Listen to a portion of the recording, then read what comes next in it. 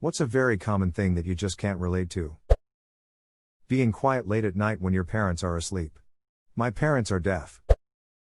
I'm an office worker. I like my job and coworkers. Preoccupation with lives of celebrities. Why?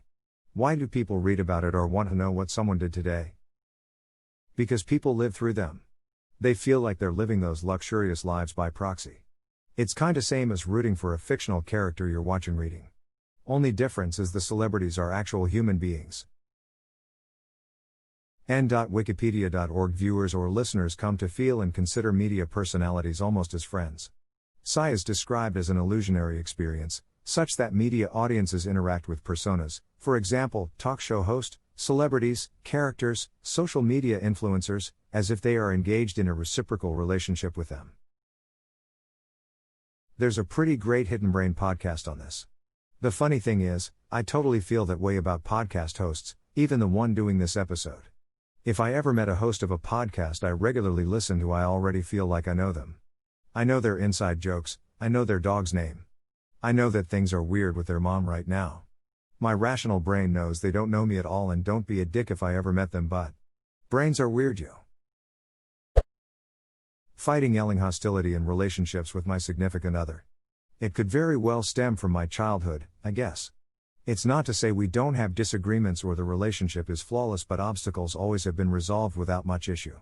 Fortunately, this held true with all of my romantic relationships. I've always lived by the saying conflict is inevitable, fighting is optional. My God, yes. People all around me think that's normal or even desirable, and am horrified when I see them screaming at each other and saying stuff designed to hurt the other person. Yeah. I don't get it either. How can you feel the need to hurt the person you supposedly care for, just to get a point across? Words can be devastating and they can't be retracted. Usually it's a they hurt me first. Which is exceptionally childish, but it most likely stems from childhood. Some people just need to do eye for an eye. It sucks to love someone like that, but they do exist. In my experience as someone who was like this, my intention was never eye for an eye. It was validation. The winner of the fight is deemed right and their feelings are validated. The loser of the fight is deemed wrong and their feelings are dismissed and apologies must be given, regardless of nuance of the situation. And the only way to win a fight is to fight the longest and hardest until you exhaust the other person. It's a terrible way to live. 010 would not recommend. Also, I am not saying that there are not being who do the eye for an eye thing. Just adding my own experience to the pile. Running a brush through my hair.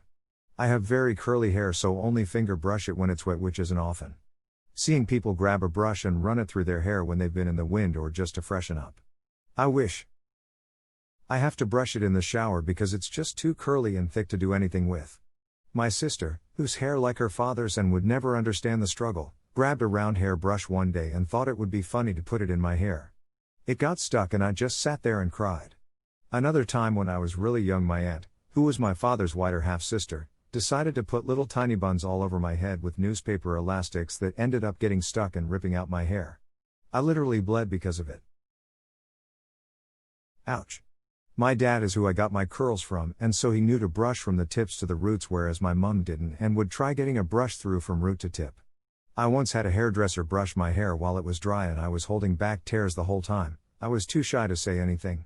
Then there was always kids at school wanting to straighten it. WTF. Even with straight hair I start from the tips. Once I can do a clean pass with no snags, I'll go from the root. With any hair type, you always go tip to root. My ex was a cosmetology student and didn't understand that, tried to go for my straight, curly when long, hair root to tip, and tore a big chunk out. Proceeded to rail at me for how badly I took care of my hair, when it just comes down to dry, fine hair that likes to get tangled as soon as I towel dry. Your ex didn't do a very good job of listening in school, because I'm a barber and even though most of the focus of my schooling was short hair, they still took the time to instruct us in how to deal with all textures and lengths gently. She also dropped out twice, and quit several jobs before even bothering to look for another one for months on end. At one point, I was working 17 hours a day 6 days a week serving to support both of us. Social media. I use it, but I never post photos or update people on everything I do. That's why I like Reddit so much. Stuff like that isn't really a thing here. You just talk to people about what you like. Loving and wanting to spend time with your family. Had a terrible, awful childhood. As an adult, just lots of toxic interactions whenever anyone from my family got involved in my life, so all cut off. When I see people posting about their family and how much they love them, I just don't understand it. I don't understand my fiancé missing his mom, etc. I know I'm the anomaly, but just can't relate in any way.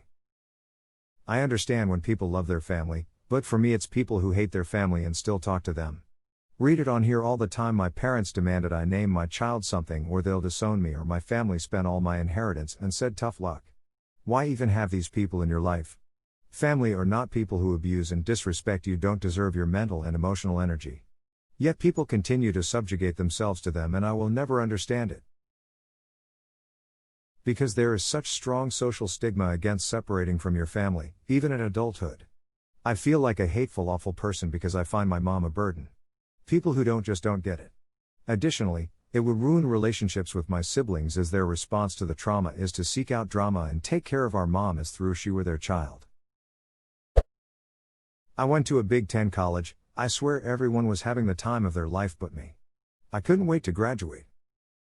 Me too. I couldn't afford a football ticket and didn't major in anything I couldn't have at a school closer to home. Oh well. Exactly. I was so indoctrinated on the big college experience, it was a letdown. And an expensive one at that.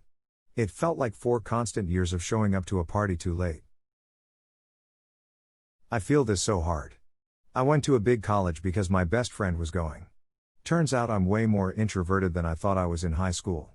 We basically went from friends to acquaintances in like 3 months, and I was stuck at a school I hated. Hanging out in loud, crowded places. Give me a place where you can actually have a conversation, an elbow room. I like large parties. They're so intimate. At small parties there isn't any privacy. F. Scott Fitzgerald, The Great Gatsby. He's actually got a point. If a party is big enough, no one cares and you can have one-on-one time with guests. Small are intimate, but usually all guests are involved in conversation. Speakerphone in public. I barely even want to take a normal call anywhere in public with a whispered tone. God, my dad used to do it all the time and I would absolutely burn inside. People taking out loans for their wedding expenses. One of the #1 reasons people get a divorce is money. No better way to start off your marriage than in debt, I guess. Being able to do a normal amount of housework errands and still have plenty of energy left for hobbies. I have ADHD. Ada, wow, it's reassuring how many people, both with ADHD and other chronic conditions, relate to this. But please slow down on the comments a bit. I'm very overwhelmed RN. On the ADHD train, being able to sit down to do something and just do it. Like people can apparently just do that. Even with meds it's still a struggle. It blows my mind that people can start a task and finish it without tons of distraction and sidetracking and zoning out and just walking away. It doesn't even have to be a hard task. Edit, a lot of people are commenting things like I must have ADHD. And all I can say is, being distracted doesn't necessarily mean you have ADHD. Don't self-diagnose based on a comment from someone on the internet. If you think you may have ADHD, look into some self-evaluations, simple online eval here. If those evils lean towards saying you do have ADHD, try to make an appointment with a professional mental health worker who can formally diagnose you, typically a psychiatrist or psychologist. Don't just take an online test and say I have ADHD. Because you need a medical professional. ADHD is a complicated and multifaceted disorder that can have a wide variety of symptoms. Those symptoms can vary wildly depending on age and sex as well. ADHD tends to present differently in women than men. Yeah, come to learn we aren't exactly lazy, other people just come across stuff they don't want to but need to do and a switch just flips for them. A dopamine kicker that doesn't work as well for us. Keeping up with the Joneses. I don't give a shit how nice or shiny your things are or mine aren't. I'd rather have money in the bank than a new car every year. My car is 6 years old and works fine, and still looks nice. Why would I trade it in just to keep up? Same with phones, clothes, computer, even stuff for my home, etc. I like mine, and I get good quality stuff so it lasts. To trade it in for the sake of it would be silly and a waste of money. 6-year-old car? Who are you, Richie Rich? Lol. Edit, wow, this kinda blew up today. For the record, I drive, by choice, an '04 Nissan Frontier with 270k miles. It's never left me besides the road, except for one blown tire that wasn't its fault.